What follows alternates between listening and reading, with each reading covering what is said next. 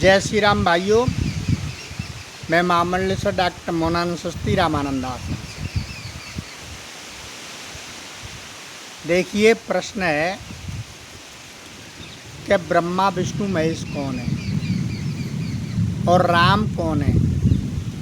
क्या इन तीनों से अलग है राम?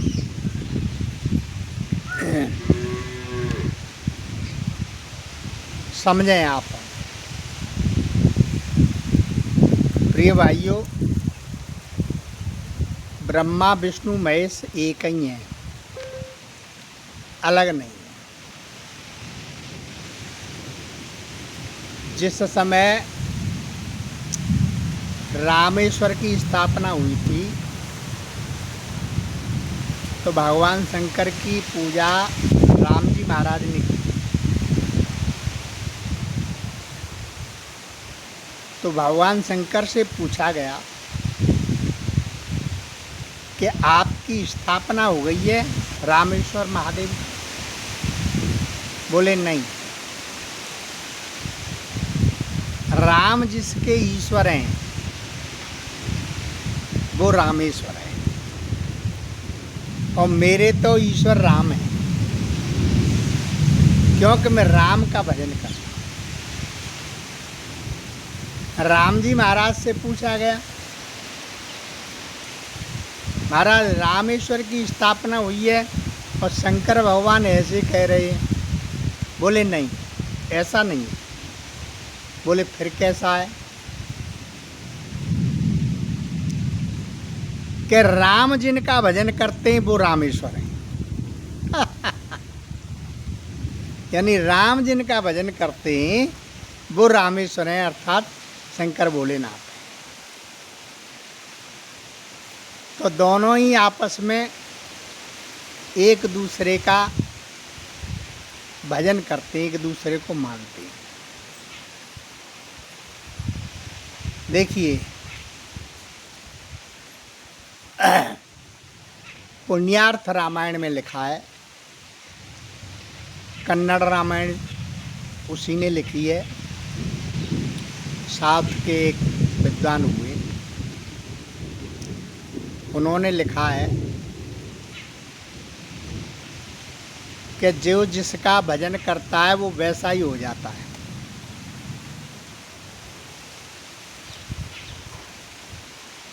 भगवान शंकर का भजन भगवान श्री राम करे तो भगवान शंकर जो है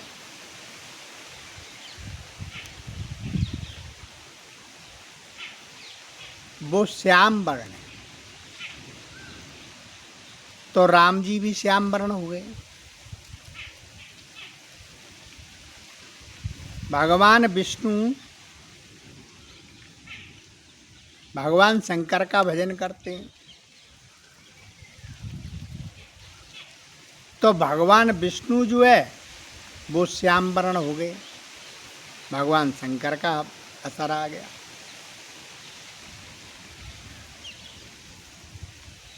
और भगवान शंकर ने विष्णु जी का भजन किया तो भगवान शंकर गौर वर्ण हो गए। ये पुण्यार्थ रामायण में लिखा है। ये निश्चित है कि जो जिसकी संगति करता है, जो जिसको भजता है, वो वही रूप हो जाता है।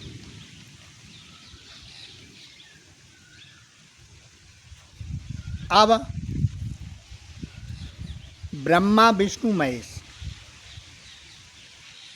तीनों देवा एक ही सेवा, कोई फर्क नहीं है, तीनों एक ही हैं।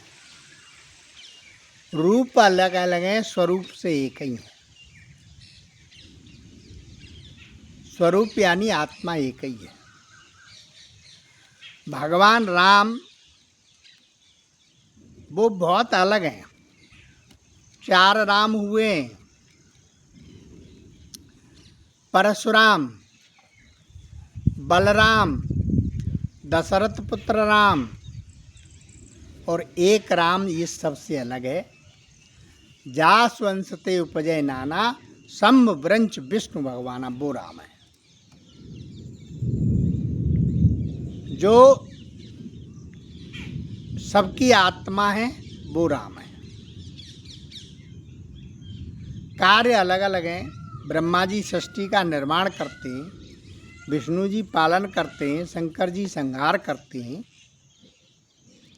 लेकिन करते तो सृष्टि का ही है, कार्य तो एक ही करते हैं।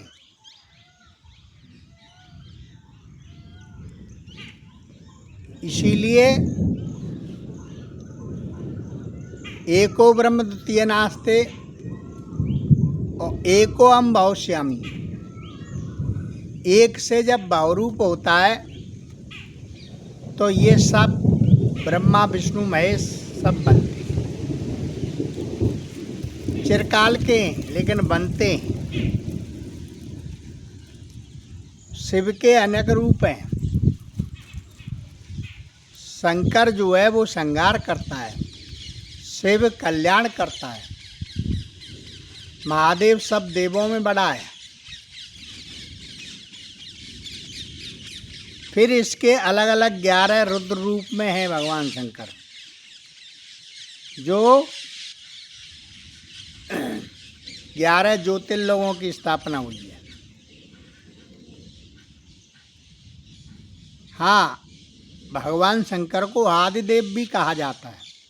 आदिदेव यानी शुरुआत के सबसे बड़े, इसीलिए महादेव कहा गया है, क्योंकि सबसे पहले इन्हीं का अवतार हुआ था।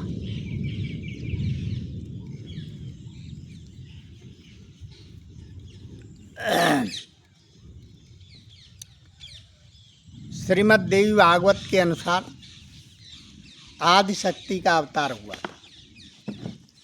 एको अहम् भविष्यामि, एक से बहुरूप हो जाए।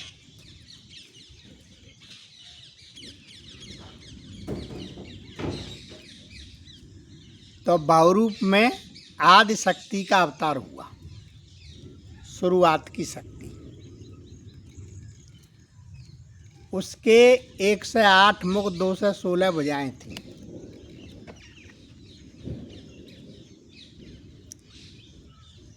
उन्होंने आदि शक्ति ने इस आदिदेव महादेव को रचना की।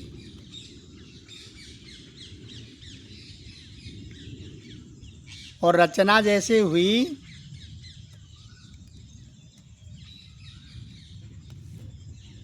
तो आदि शक्ति ने एक शर्त रखी भोलेनाथ के सामने कि आप हमारे साथ में पाणिग्रह संस्कार करो। भगवान शंकर विचारवान हो गए, बोले माता हम आपसे रचना हुई है और आपके साथ विवाह कैसे हो सकता है। बोले कुछ भी हो। भगवान शंकर ने उस भगवान श्री राम का, जो निर्गुण और सगुण दोनों हैं, उस परमात्मा का स्मरण किया। वहाँ से प्रेरणा हुई कि समादिष्ट कराओ, समादिष्ट कराओ। तो उन्होंने कहा ठीक है माता, हम आपके साथ विवाह करेंगे, इस रूप में नहीं दूसरे रूप में, लेकिन आपको समादिष्ट होना पड़ेगा। आदि शक्ति समादिष्ट हो गई। भगवान शंकर ने त्रिशूल से खड़क खप्पर लेकर के चतुर्भुजी रूप बनाया और उनके मुंड उतार दिए और माला परोते गए। 1 से 8 मुंडों की माला भगवान शंकर के गले में है। खोपड़ियाँ पड़ी है।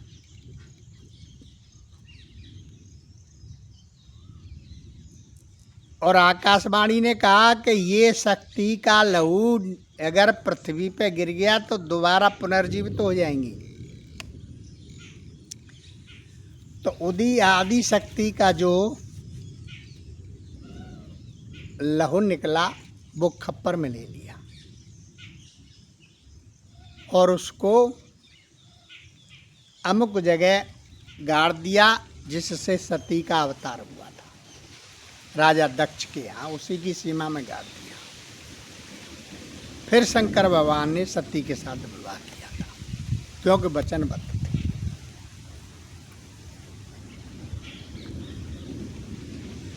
फिर शंकर जी के मुखारबिंद से